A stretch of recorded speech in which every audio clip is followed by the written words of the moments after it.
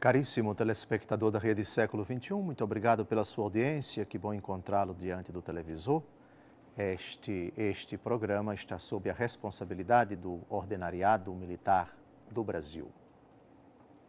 Continuamos a nossa catequese sobre o quarto mandamento do Decálogo e depois de 3 programas comentando textos da Escritura que fundamentam esse mandamento, livro do Êxodo, Evangelho segundo Lucas e Carta aos Efésios, agora nós vamos responder a uma pergunta básica para a reta compreensão desse mandamento.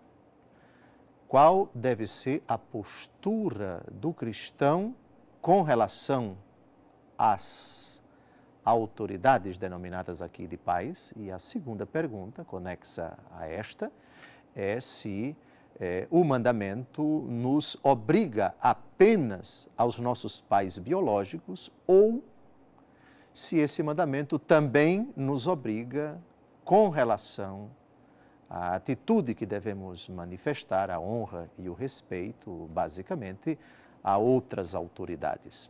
Ou seja, o quarto mandamento diz respeito apenas aos nossos pais biológicos ou adotivos ou a mais alguém que está incluído neste mandamento.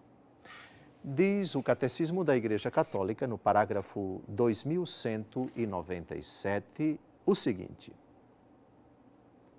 o quarto mandamento é o primeiro da segunda tábua e indica a ordem da caridade.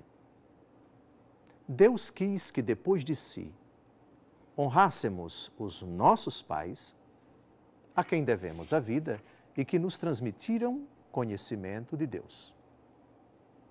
Temos obrigação de honrar e respeitar todos aqueles que Deus, para nosso bem, revestiu de sua autoridade.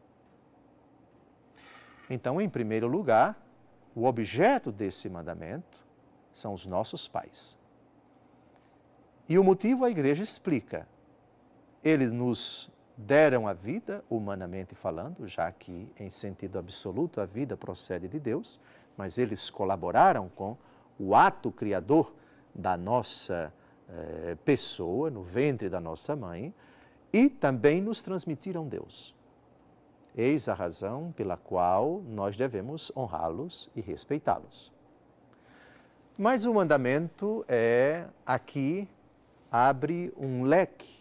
A Igreja inclui também todas aquelas pessoas que, para o nosso bem, Deus revestiu de autoridade, o que comporta as autoridades civis, comporta na sociabilidade qualquer pessoa que tenha um status de superioridade com relação a nós, os professores, os patrões, aqueles que nos diversos âmbitos da nossa existência, ocupam um lugar de destaque, um lugar de superioridade. A honra e o respeito, obviamente, que são derivados, eles não podem ser tratados como nossos pais, mas dado que toda a autoridade vem de Deus e a autoridade que Ele conferiu aos pais de direito natural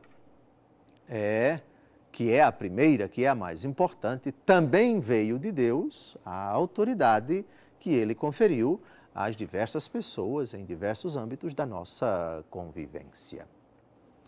E veremos nos programas seguintes como com relação a essas outras pessoas que não são nossos pais, como é que nós devemos tratá-las, qual é a honra, qual é o respeito devidos a essas autoridades. Ficará para depois.